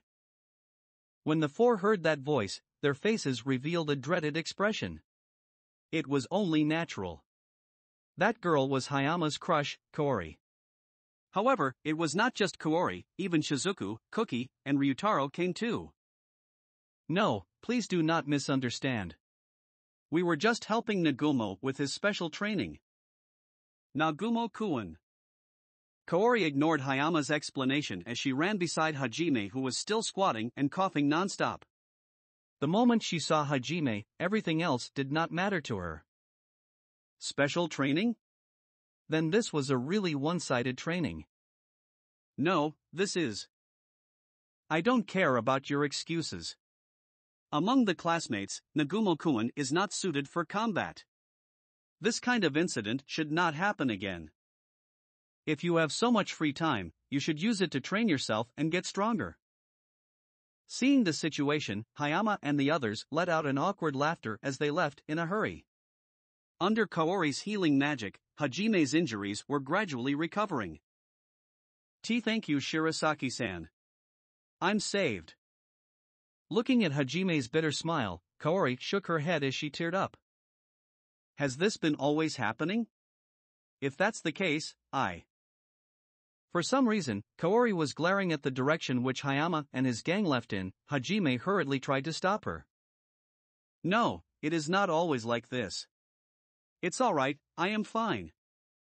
But even so, Kaori looked like she was still unable to accept it. Hajime reassured her with another smile. Finally, Kaori relented. Nagumo-kun, if there is anything, just feel free to tell me. If not, you can also talk to Kaori. Shizuku forced a smile as she cast a sidelong glance at Kaori, who had an agonized expression, and Hajime also expressed his thanks to her. However, pouring cold water here was also the hero's one talent. But Nagumo should work harder too. Excuses will not help you become stronger. I have heard that during the break time, you are always in the library. I suppose that should stop now. If I was you, I will spend every moment of my free time training to become stronger. Nagumo, you should also be more serious, otherwise, Hayama and his gang might bully you again. How could Hajime explain his way out? Hajime stood there half-dazed as he listened. Seriously, Amanagawa was a person who believed in the good of others, so he thought that everybody would act out of kindness. This was why he gave such an advice to Hajime. Hajime couldn't help but force a smile. In Amanagawa's line of thoughts, there is no evil in humanity. He thought that those people had a reason behind their actions. It was surely not because of the other person involved. He had this kind of thought process. Furthermore, Cookie did not have any malice behind his words, he was seriously advising Hajime to be more serious. Hajime was already exhausted and did not have any energy to resolve the misunderstanding. He thought it would be useless to correct Cookie, who had such a strong sense of justice. Shizuku, who understood the situation, covered her face and heaved a sigh. She apologized to Hajime in a low voice. "I'm sorry, Cookie did not have any ill intentions." "Ah ha ha. And, I know, so it's fine." Hajime replied with a smile as he got up and dusted off his dirty clothes. "Look, training has already started. Let's go?" Under Hajime's urging, everybody returned to the training grounds. Kaori was still concerned about Hajime, but Hajime kept feigning ignorance. As expected, as a man, he did not want to reveal his weak side to a fellow female classmate. On the way back to the training ground, Hajime kept sighing. His future looked bleak. Usually after the training ended, they would have free time till dinner time. However, this time, Commander Meld held everybody back for an announcement. The students were wondering what was going on as Commander Meld used a deep voice to announce. "From tomorrow onward, we will be conducting our practical training in Orcus Great Dungeon. All the necessary equipment will be prepared by us. I want to use the magic beasts outside the capital as practice target. More importantly, get your spirits up. Have a good rest tonight. Dismiss." He quickly conveyed the important announcement like this. Amongst the hustling and bustling of the students, Hajime sat at the end as he looked up at the sky. "My future looks really bleak. Orcus Great Dungeon." This was a huge labyrinth that consisted of 100 floors. As one of the 7 great dungeons, the lower you go, the stronger the magic beasts become. Even so, this dungeon was a very popular place for mercenaries and adventurers. It was also a great training ground for new recruits. That was because it was easy to judge the strength of the magic beasts in accordance to the dungeon floor. Moreover, the magic beasts in the dungeons also possessed higher quality magic stone in their body compared to the magic beasts in the wilderness. The magic stone is the core that provides power to the magic beast. The stronger the magic beast, the higher quality the core is. These magic stones are used as raw materials to make the magic circles. The magic circle could be activated as long as it was completed, but the effect was only 1/3 when comparing the magic circle drawn by oneself to the magic circle drawn by using magic stone powder. In brief, using magic stones could effectively improve the efficiency of magic. In addition, the magic tools used in everyday life were also powered by magic stones. There was a very high demand for these magic stones. It was essential for both the armies and everyday life. By the way, powerful magic beasts with high-quality magic stone can use inherent magic. Inherent magic does not require incantation and magic circles. It is the only spell the magic beast can use. The same species of magic beast will not be able to use all sort of spells even if they possesses magic power. But in place of that, the magic beast doesn't require incantation and magic circles to perform the spell. This is the biggest reason one cannot be negligent when confronting the magic beast. Commander Meld led a group of knights, and brought the students to their temporary lodging at small town of Hallward. The adventurers who wished to challenge Orcus Great Dungeon would stay here. Tonight, they were going to stay at an inn managed by the kingdom, which was exclusive for the new recruits. Hajime, who had not seen a normal room in a long time, lay down on the bed and let out a breath. Phew. All the rooms were designed for 2 people, but only Hajime got a room to himself. Well, at least I can relax this way. Hajime did not let that bother him and muttered as such. He wasn't lonely and whatnot, not at all. Tomorrow is the day they will challenge the dungeon. It seems like they will only challenge up to the 20th floors. This way, even someone as weak as Hajime will be useful. This is what the commander said with his own mouth. As for Hajime, other than feeling sorry for being a burden, he really had nothing else to say. Rather, it was definitely the better choice to just leave him at the capital city. The timid Hajime also did not say anything after reading the atmosphere around him. Hajime took a moment to read the Magic Beast's illustrated handbook he borrowed. However, in order to let his tired body rest for a while, he decided to sleep earlier. The sleeping skill he perfected in his school life displayed its full potential in another world. However, when Hajime was about to doze off, he heard someone knock on his door. For Hajime, who frequently pulled all-nighters in Japan, it was still early, but it was already very late for Tortus. The dubious person that would pay visit at this time of the night, could it be Hayama? Hajime was a little worried when he thought about it. However, he eased up after hearing the voice. Nagumo-kun, are you still awake? It's me, Shirasaki. Can I bother you for a moment? Seriously? Hajime froze for a moment and hastily proceeded towards the door. After fetching the key and opening the door, Kaori stood there with a snow-white negligee on. She was wearing an unbuttoned sweater over the negligee. Why is this happening? When presented with such a scene, Hajime unexpectedly switched to Kansai dialect and performed at Tsukomi. Kaori was puzzled since she couldn't understand. Hajime quickly pulled himself together. He tried not to stare at Kaori too much, and only hear what she had to say. Although he didn't have too much interest in the 3D world, he was still an adolescent boy. The current appearance of Kaori was slightly too stimulating. Ah no, it's nothing. What's the matter? Did you have something to tell me? No. I just wanted to talk with Hajime-kun. Am I bothering you after all? Come in.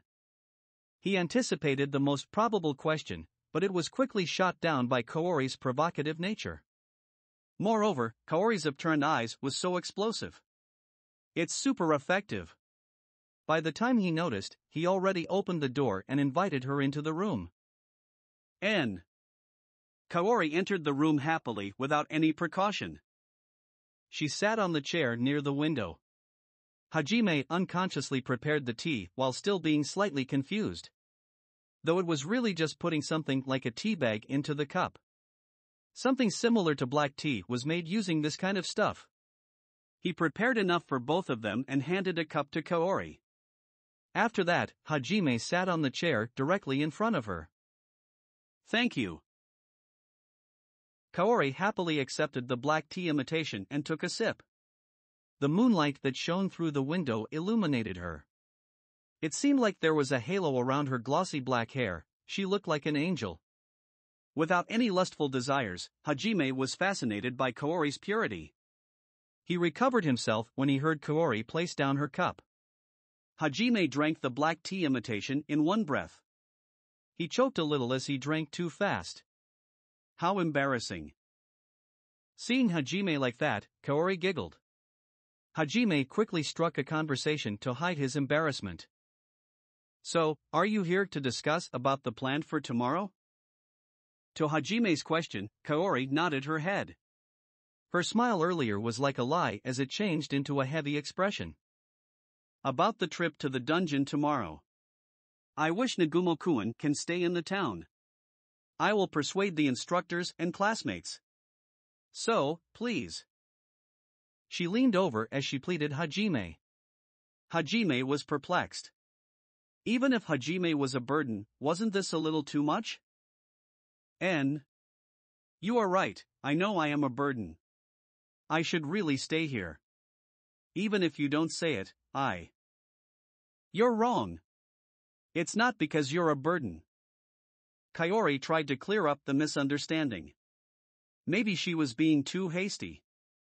She put her hand on her chest and took a deep breath. After she calmed down, it was too sudden. I'm sorry, she apologized like this. I just had a very bad feeling. When I fell asleep earlier, I had a dream. It was about Nagumo-kun. When I called out to you, you didn't even notice. Even when I run, I couldn't catch up. In the end, she seemed afraid to speak the rest. Wanting to hear the rest, Hajime urged her to continue.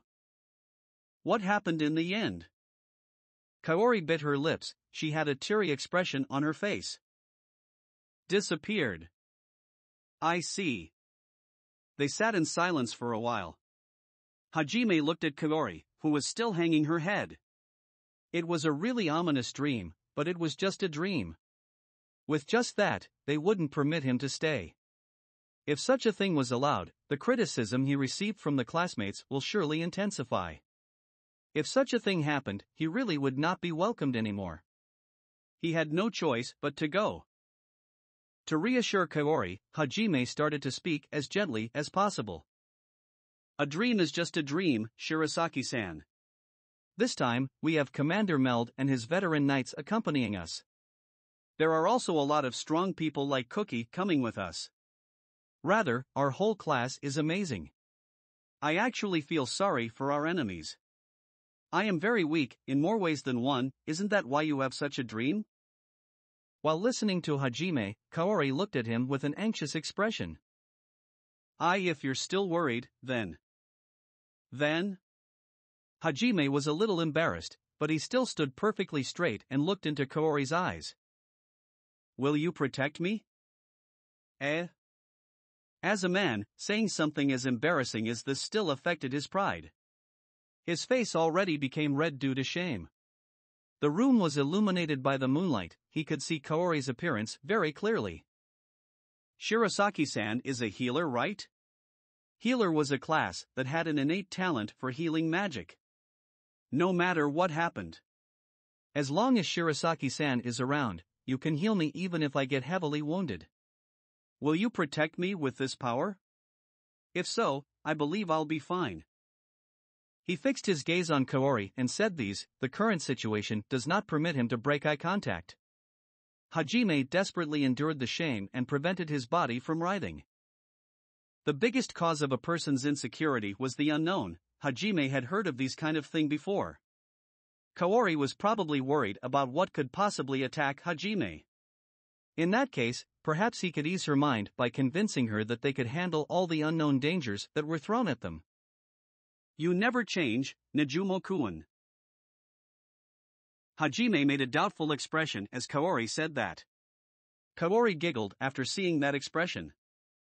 Nagumo-kun, you probably thought we first met in high school, right? But, I knew you since the second year of middle school. This revelation caused Hajime to widen his eyes in shock. He quickly searched through his memories, but he couldn't recall the meeting. Hajime groaned as he thought of this, and it caused Kaori to giggle again. It was a one-sided meeting. The first time I saw you, you were prostrating. I didn't dare believe what I saw. Prostrating? To be seen in such an embarrassing state. His body writhed again, but for a different reason this time. Where and when did she see him in such a position? Just where? He frantically searched his memories.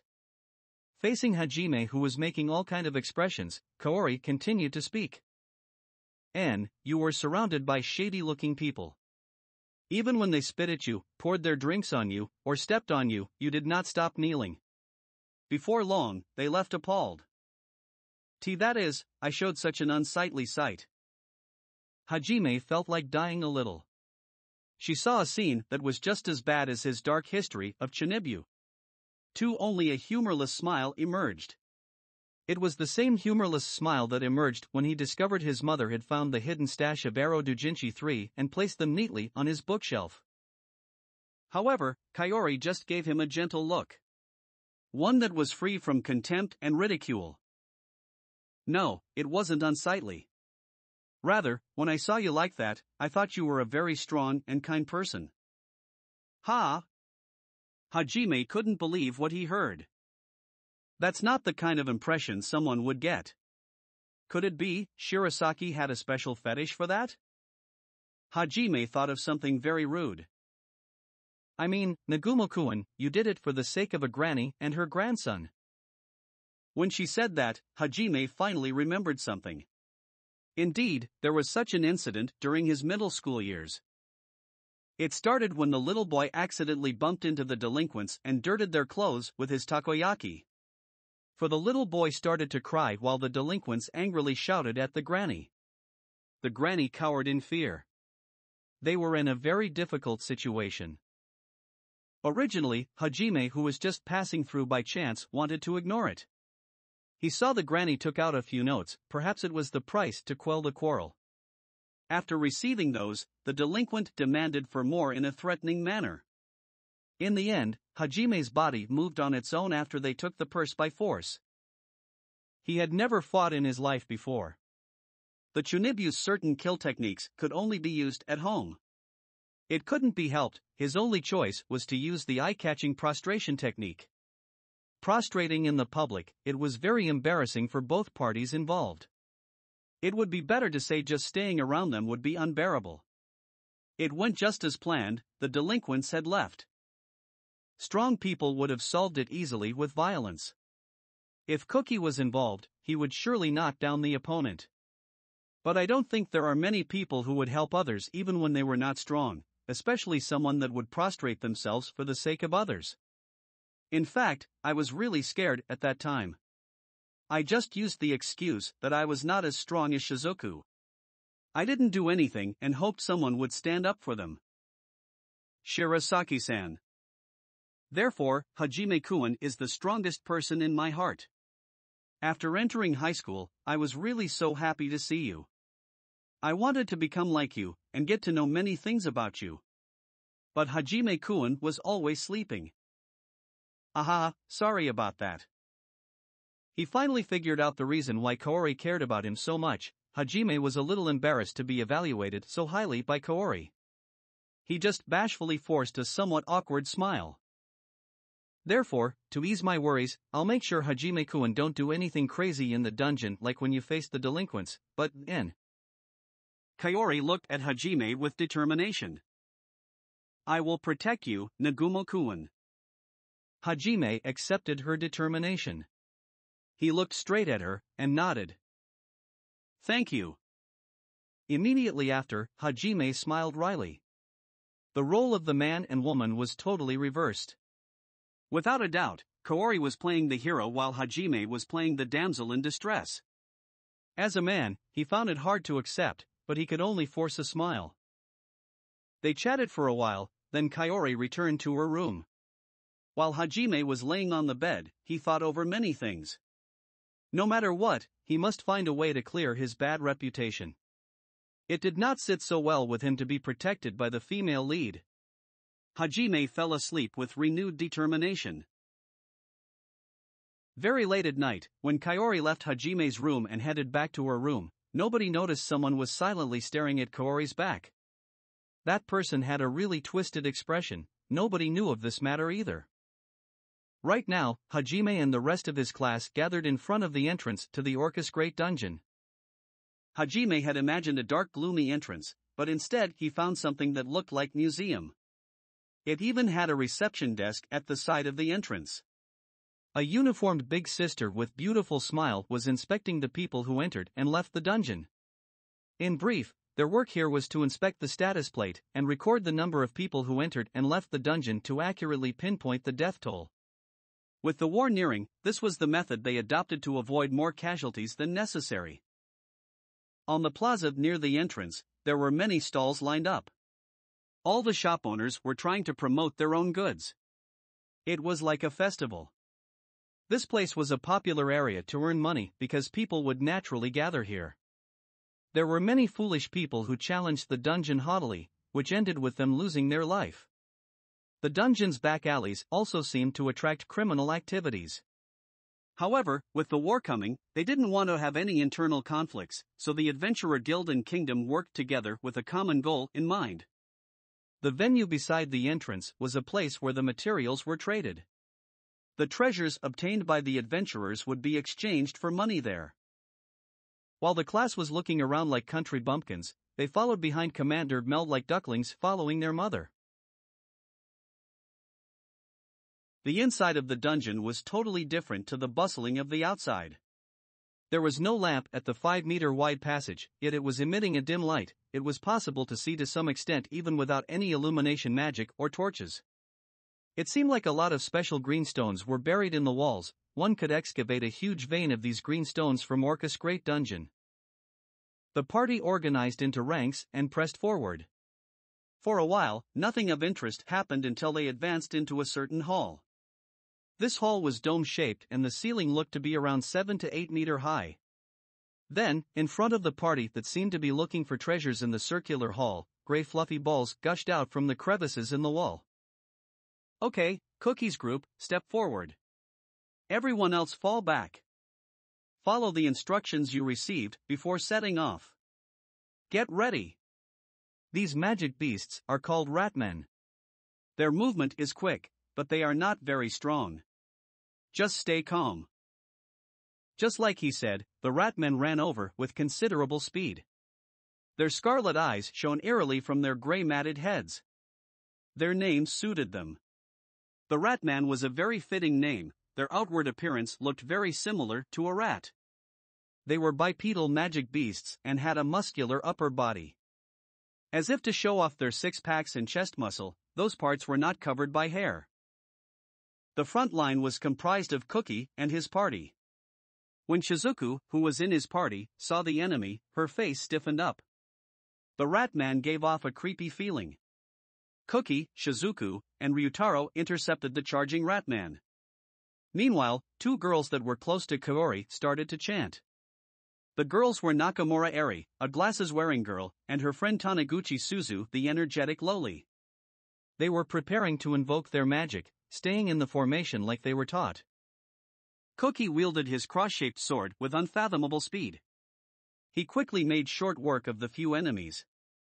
His sword was one of the divine artifacts that was given to him by Harihai Kingdom, the Holy Sword.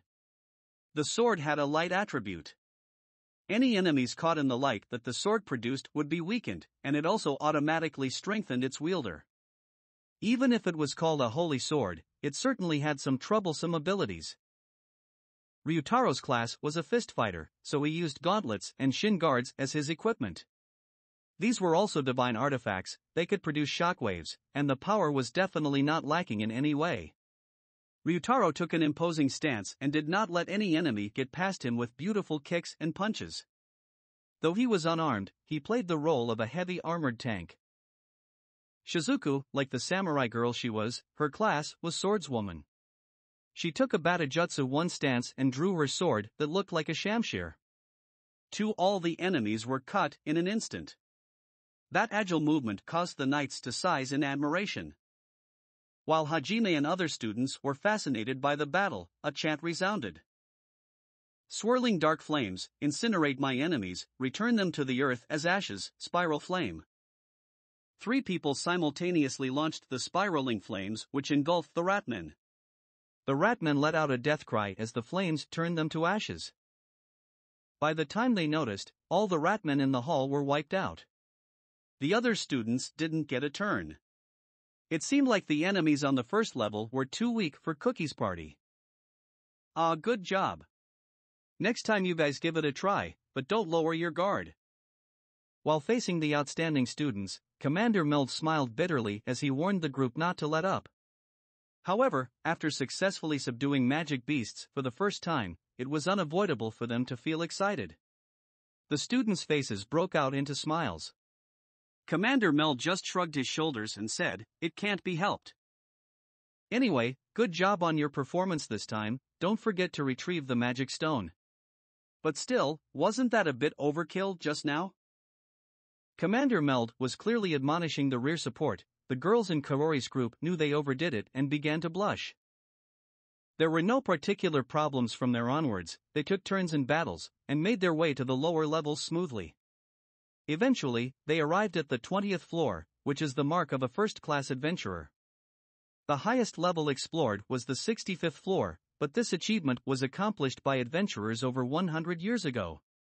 Getting to the 40th level now is considered the work of an elite adventurer. Any who passed the 20th level were considered first class. Since all the students were cheats, they easily broke through to the 20th level, even if they did not have much battle experience. However, traps were the scariest feature of a dungeon. In some instances, the traps were lethal. Fair scope was the best countermeasure against traps. This is a gadget that detected traps by perceiving the flow of magic. As most traps in the dungeons use magic, the fair scope can detect more than 80% of the traps. However, the detecting range was somewhat narrow, so in order to progress smoothly, experience or information was needed. As they quickly breezed through the floors, the knights could only focus on guiding them. However, Commander Melt strongly admonished them, they were not to move about randomly in places that haven't been confirmed for traps. Alright, you guys. From this point on, not only will there be other types of magic beasts, but they will work together to attack us. Do not get careless just because it had been easy so far.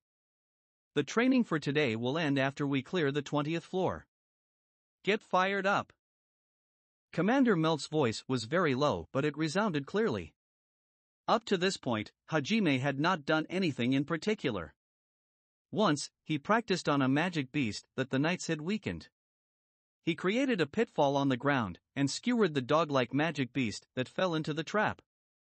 That was all he did. Basically, there was no chance for him to get involved in the group battle, he just stood behind the cover provided by the knights. It was pretty pathetic. Even so, his magic power still improved by repeatedly using his synergy skill in combat, therefore it was not meaningless. His magic power was raised by 2 points, so actual combat was still very beneficial. But still, I'm totally a parasite player, sigh. Again, a weakened magic beast was thrown to Hajime by the knights. When it approached, Hajime transmuted the ground and let out a sigh. Its abdomen was skewered by the sharp sword in the pothole. It doesn't seem like it will be able anymore.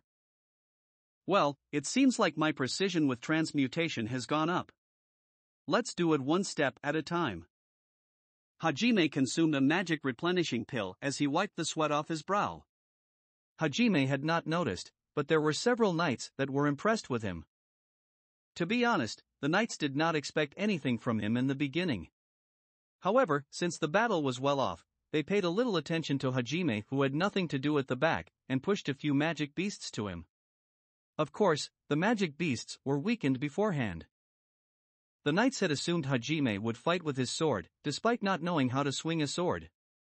Instead, Hajime effectively sealed off the opponent's movements with transmutation, and stabbed them to death in the end. He brought down the magic beasts with a strategy that the knights had never seen before. Synergist was considered a crafting class, that was a common knowledge. Therefore, they had never thought of using the transmutation skill like that in combat. Since he did not have anything else, Hajime's only weapon was his transmutation skill. He figured that if he could manipulate minerals, why couldn't he manipulate the ground too? He came up with this strategy while thinking about such a thing.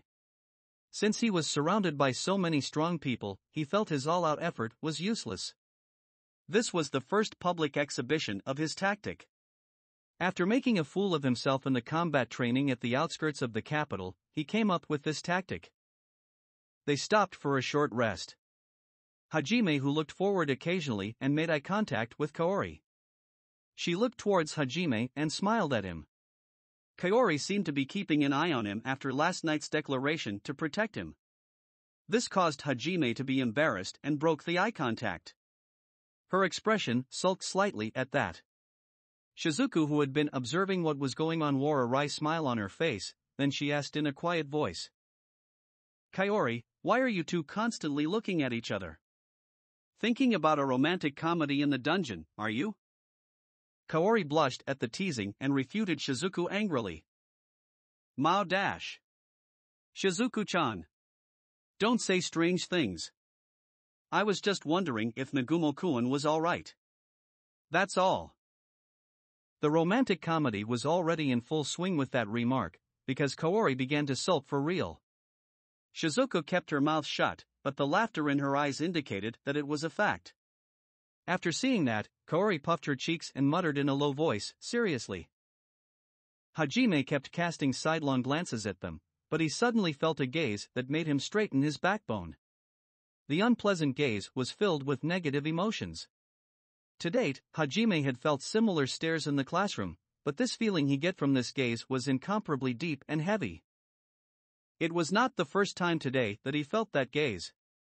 Since the morning he had felt someone staring. When he tried to locate the stare, this feeling would disappear. This had happened repeatedly since the morning. Hajime was already getting tired of it. I wonder what it is. Did I do something? I was trying hard, despite being an incompetence. Could that be the reason? Don't joke around. Who's the scoundrel? Sigh. Hajime let out a deep sigh. He started getting the bad premonition Kaori had mentioned. The party continued to explore the 20th floor. Each level of the dungeon was several kilometers square. It would normally take dozens of people up to 1 month to map out all the unknown areas. Currently, up to 47 levels have been mapped properly, so it was not that easy to get lost. There was also little concern that they would get caught in traps. The innermost room of the 20th level had a very complicated geographical feature. The walls were protruding like a stalactite cave, and icicle-like rocks formed around the room. The stairs to the 21st floor were just ahead of this room. If they reached that point, the training would be done for the day. In ancient times, they were able to wield teleportation magic, but in this current age, such means were impossible. They had to head back the old-fashioned way.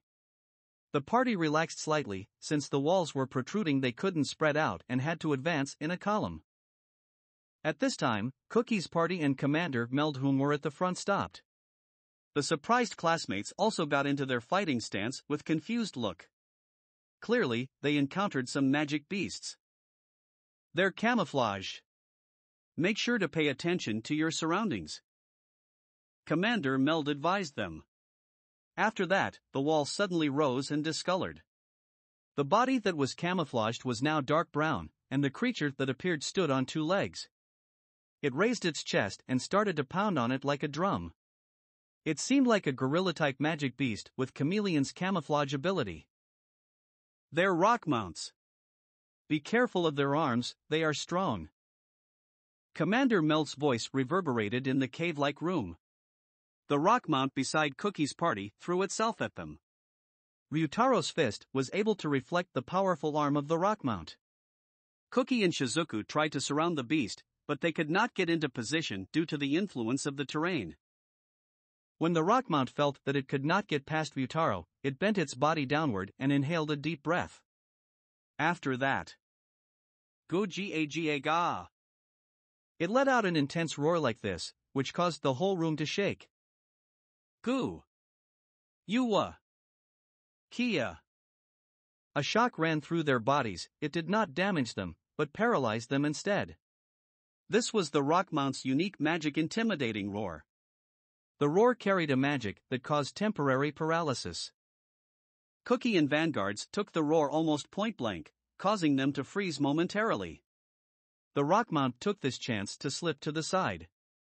It lifted a boulder and threw it at the rear guards with a beautiful shot-put throw.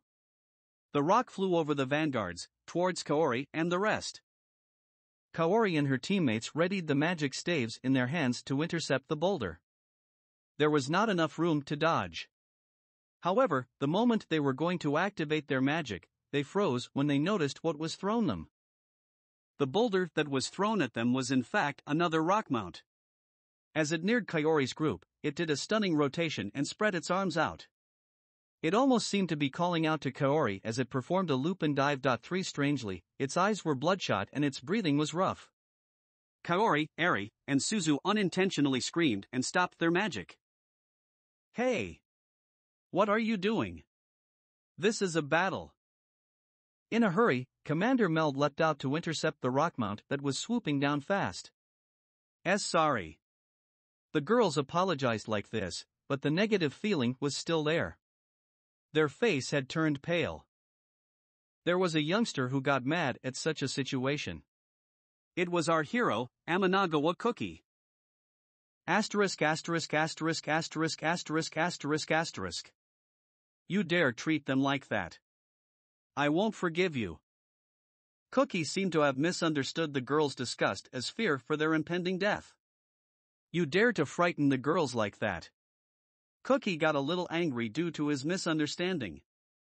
His holy sword seemed to shine in response to his feelings. Myriad of soaring wings reached the heavens, soaring flash. Ah, you idiot, stop it now. Ignoring Commander Meld's voice, Cookie brandished his sword over his head and swung it down in one motion. His chant had made the sword emit an intense light, and the slash released a blade of light. Drawing a curve, the light bisected the rock mount without encountering any resistance. The blade of light continued on until it destroyed the wall beyond. Debris lightly fell from the damaged wall. Cookie exhaled and gave the girls a sparkling smile.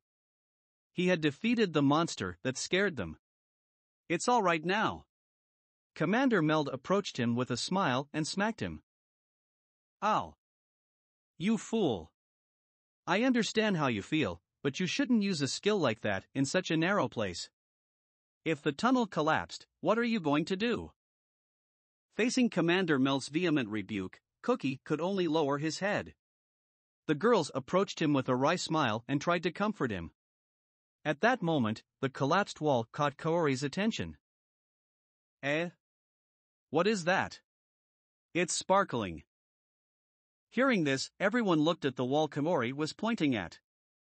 Blooming on the wall were minerals that radiated pale light. It was like a crystal covered in indicolite. The girls were enchanted by the beautiful sight of the crystals. Oh, that's Grant's crystal. One this big in size is rare.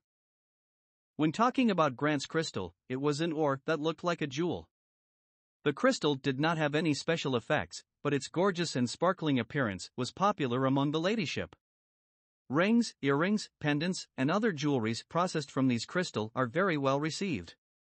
It was one of the top 3 choices as proposal rings. Lovely.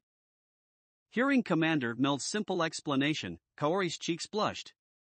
She took a glance at Hajime without anyone noticing. However, Shizuku was the only ones who noticed this. If that's the case, we should retrieve it. The one who said that and abruptly moved toward it was Hayama.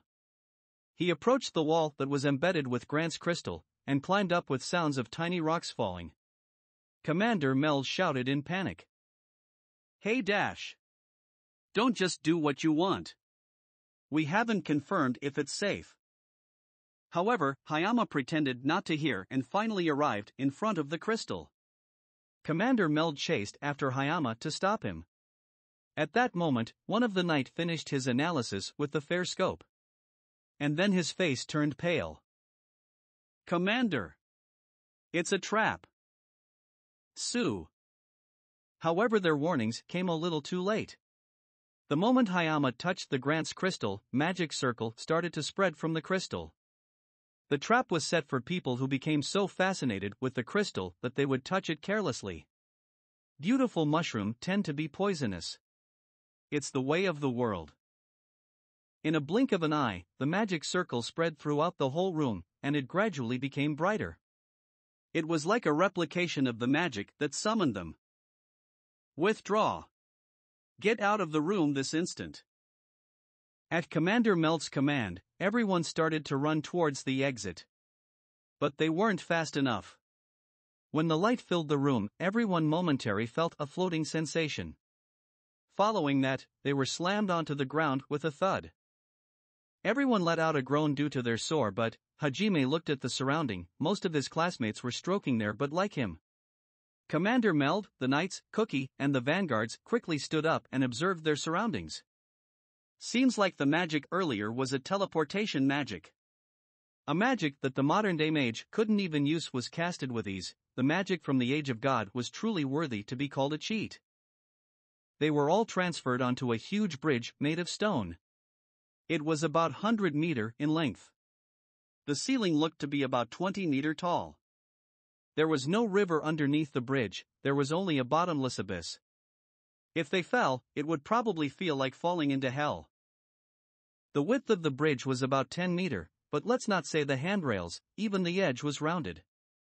If you slipped, there would be nothing to grab onto, and you would fall headfirst. The group was right in the middle of the bridge. On both sides of the bridge, they could see a stairway that led to the upper level. After confirming it, Commander Meld issued the orders with a grim expression. You guys, get up immediately. Go towards the stairs. Hurry. Hearing the thunderous orders from Commander Meld, the students who were on the ground got up immediately. However, the dungeon's trap was not only at this level, it wouldn't let them escape so easily. Magic beasts emerged from the magic circles that appeared on both sides of the bridge. A huge magic beast appeared on one side of the passage. The other passage had a large amount of monsters. At this time, Commander Meld stared at the huge magic beast with blank expression. His mumbles was transmitted loud and clear. This couldn't be. A behemoth.